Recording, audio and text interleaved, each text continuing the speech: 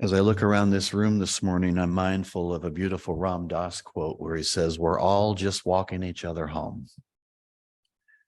That's become one of my favorite quotes when I think about all the deaths I've had the privilege of attending, the families whose hands I held while they were grieving over the years. We're all just walking each other home. And it reminds me that we're all connected, that whole namaste thing, you know. And I find that very beautiful. So, shortly after the famous psychologist Abraham Maslow suffered a near fatal heart attack, he wrote in a letter this: "The confrontation with death and the reprieve from it makes everything look so precious, so sacred, so beautiful, that I feel more strongly than ever the impulse to love it, to embrace it, to let myself be overwhelmed by it. My river has never looked so beautiful. Death and its ever-present possibility makes love, passionate love, more possible." And then in a best-selling book, Untethered Soul, Michael Singer writes this: "It is truly a great cosmic paradox that one of the best teachers in all of life turns out to be death. No person or situation could ever teach you as much as death has to teach you. Learn to live as though you are facing death at all times, and you'll become bolder and more open. If you live life fully, you won't have any last wishes." It's because of those quotes, and it's because of the experiences that I've had as a hospice chaplain, that I realized, looking back on my life, with all the seminars I attended, with all the wonderful teachers I interviewed on my radio show, with some of the teachers I brought to Indianapolis, I have learned more from those brave, precious souls who are embracing immortality. And we're told by a doctor, you don't have long to live. Various ages too, by the way. But they taught me more about life and love than anything else.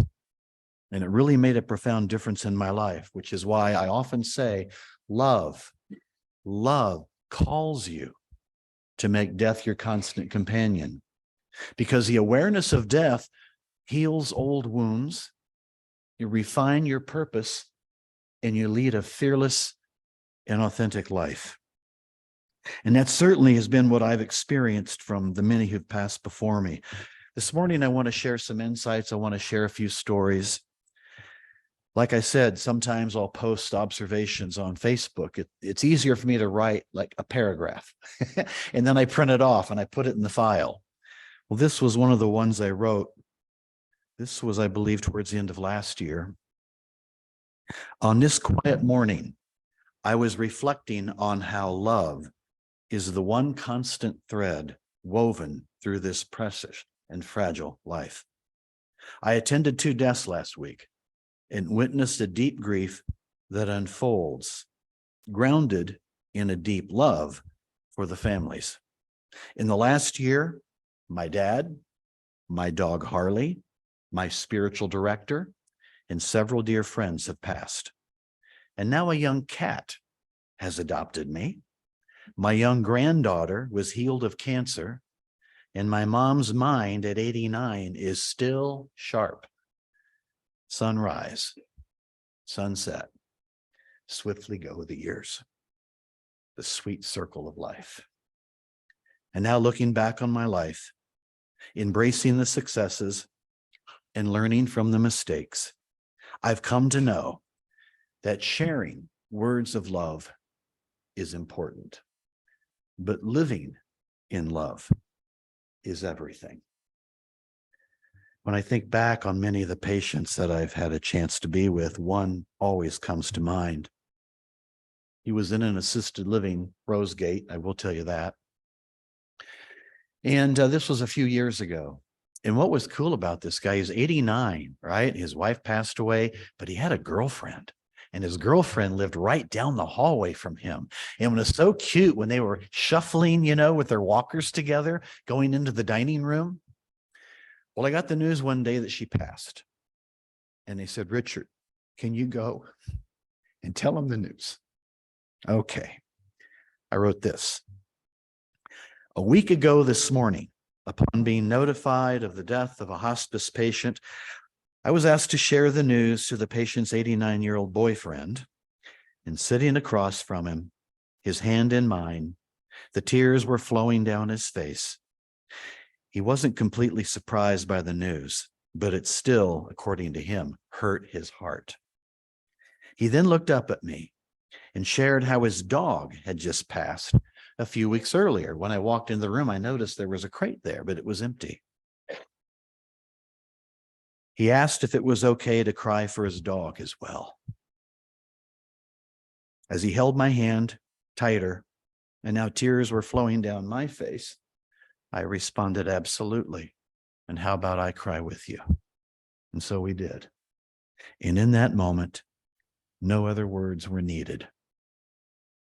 Andre Nguyen wrote, be present to each other and experience in the depths the gift of life. To care means being where the suffering is. It's a way of living together, so the mystery of life is revealed.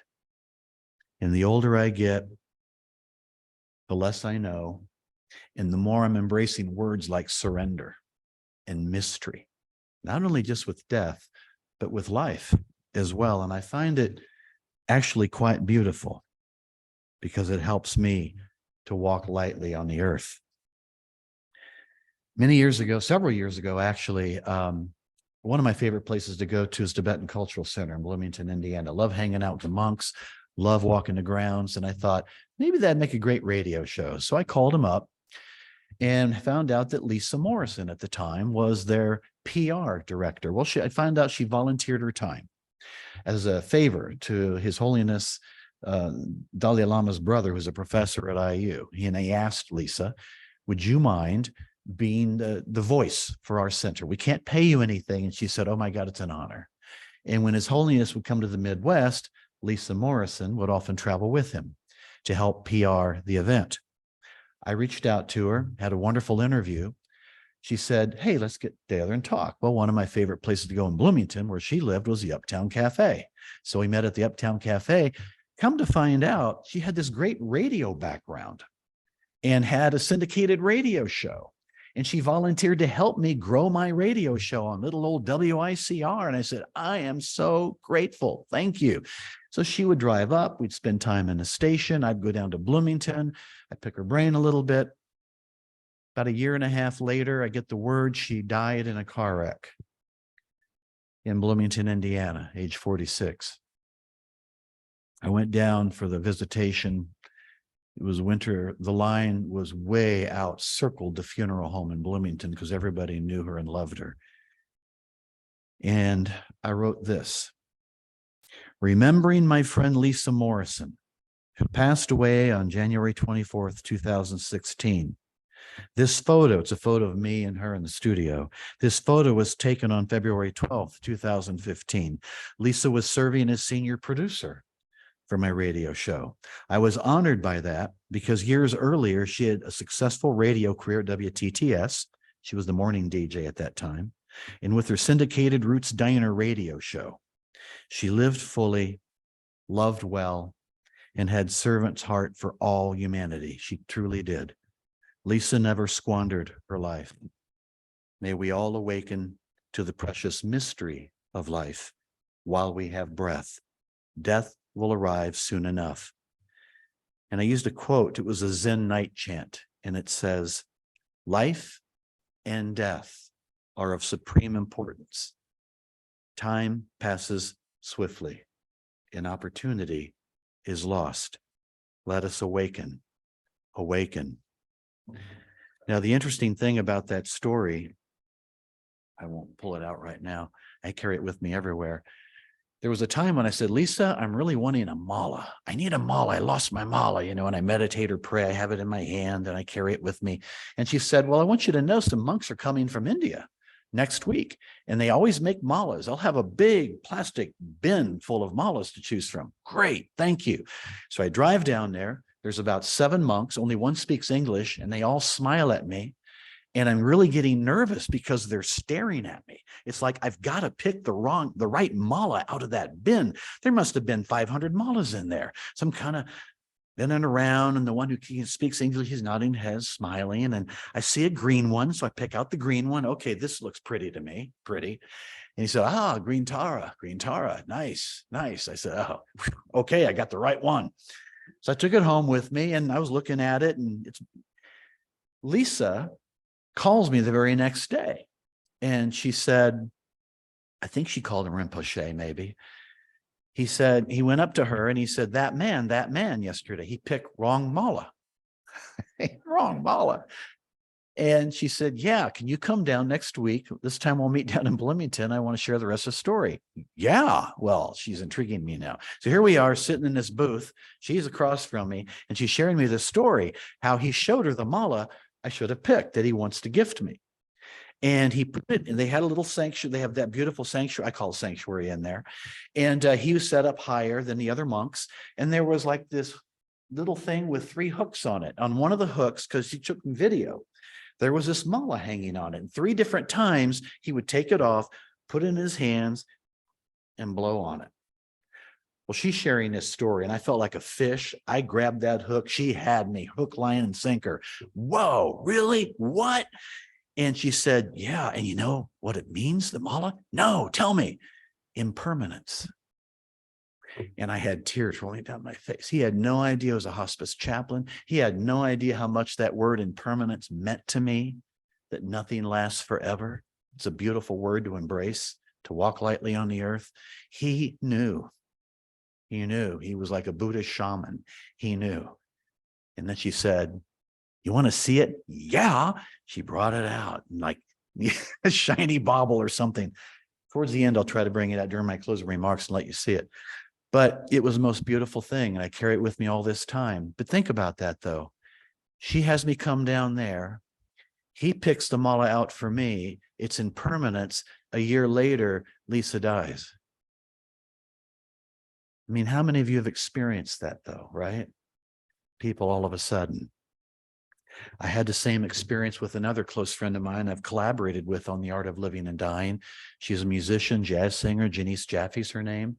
And Janice and I were talking right before she was going up here to have her heart worked on. She said the doc said it shouldn't be serious. So how about while I'm still up there and before I go to Bloomington, you come up here and we'll talk about another workshop. I said, great, thank you. Well, I was one of the many that got the word after her surgery. She ended up in recovery, and she died in recovery room at 63. Great jazz singer, healing sound with the bowls. That's what she did, she and I, when we were together. I've learned about impermanence and the beauty of that, because death has a way of waking you up. And something I learned from Wayne Muller when he was on the show, great author. I love his books. He had a little mantra, and he always says to himself in the morning, which I do now every morning, I could die today. Yeah, you say it kind of playfully, but it's true. I could die today. And I always go like this. I have my hands open. I could die today. And I try to remind myself, show up big today with everybody you meet, because you never know how long you have. And I found that that is a really, really wise lesson. Here's another quick story here.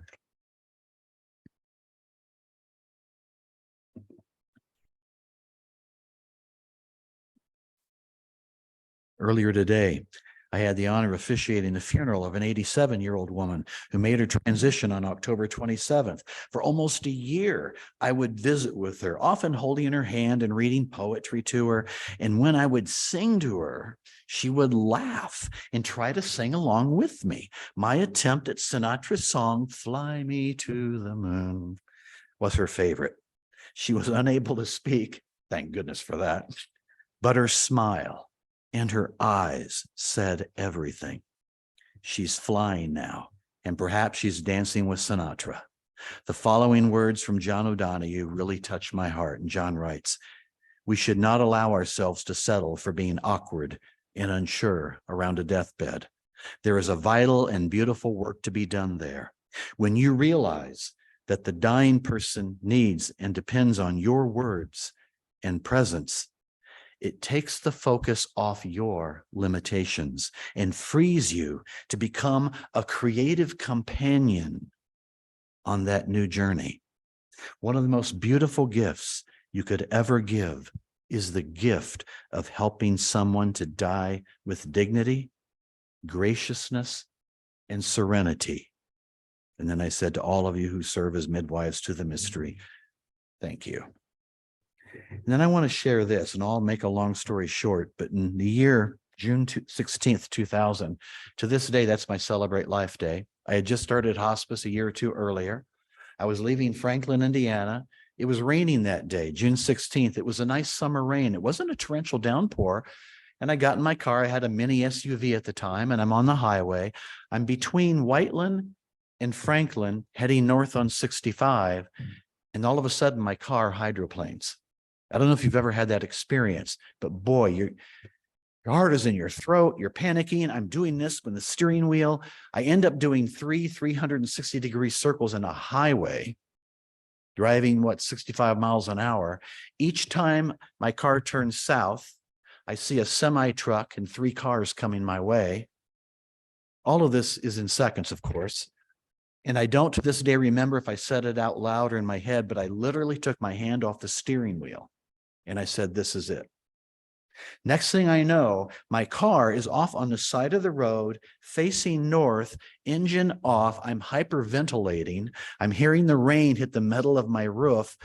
I hear a truck whoosh by, squeals of brakes. 2 of the 3 cars are behind me, probably hyperventilating. And I sit there for 3 minutes. Funny thing is, when you have an experience like that, you remember the details. About 3 minutes. And so I rolled the window down, pushed the button, kind of did one of these faint things like I'm okay. And I drove 40 miles an hour in the slow lane on 65 to the Greenwood exit, back to, because I lived in Greenwood at the time, to where I lived. And I broke down and wept. I won't have time to share the story about what happened other than this. When I got home, I sat on the floor and I wept. And then I got angry. God, you mean I came that close to dying and you didn't take me? And then I said, wait a minute, I'm to learn from this. And so I thought, I need to have some communion. And then I remembered there was a bottle of Merlot wine on my kitchen sink and half of a delicious chocolate chip cookie. So I sat on the floor and ate some of the cookie and drank some of the wine, and that was my communion. And then I said, man, I'm really getting cold. So I hopped in the shower, took a hot shower, came out. Kids were all grown at that time. I'm in my place naked. I say, I need to celebrate. So a friend of mine who is a counselor, is kind of a gag gift. I just moved into this place, gave me the best of Donna Summer. I started dancing naked to Donna Summer because I just wanted to celebrate the fact that I am alive. So then I sat down, I looked at my bookshelf, and I had one of those experiences. There was a book I had purchased earlier, but had not had the time to read it. And I felt like it was literally calling to me. And I go to that book and I take it off and I go, wow. And I do the thumb thing, right? My thumb, I just open it up. No joke. That book had 4 chapters. And the chapter I chose from a Wayne Muller book, How Then Shall We Live? The page, this is the page I turn to, and I read it every June 16th. But I'll close with this. After I should have died and I didn't. With so little time left, there is an end to waste. Suddenly, childhood trauma seems less compelling. Money seems useful for daily needs, but greed seems silly. What can we really keep? Unproductive relationships are let go, and intricate career maneuvering seem wasteful, even comical. For those close to death, it becomes instantly clear that everything they do in their remaining days is precious. Every conversation, every action, every choice is pregnant with meaning and value. Only those relationships that are fruitful and loving are kept. The rest are allowed to fall away. Every act is a sacrament. Every breath, a gift. Nothing is taken for granted, nothing wasted. What kind of life will we have? A human birth is a breathtaking gift. This singular life is a pearl of great price. How will we use this precious time? Sloppily careening from one day to the next, getting things done, checking off lists, buttressing our lives against trouble as best we can until we die weary and wondering whether we were ever awake, ever truly alive at all? Or shall we live not by accident, but on purpose, naming clearly and courageously those things we cherish, creating a life of beauty and love? Will we walk on the earth gently? Will we care for our children with understanding and wisdom? Will we seek out beauty and give thanks for it? Will we be generous with our talents for the good of all? Will we be patient and thoughtful with others? Will we be courageous in speaking what we know to be true? Will we be awake and alive? Will we leave a legacy of kindness, knowing we will die? How shall we live?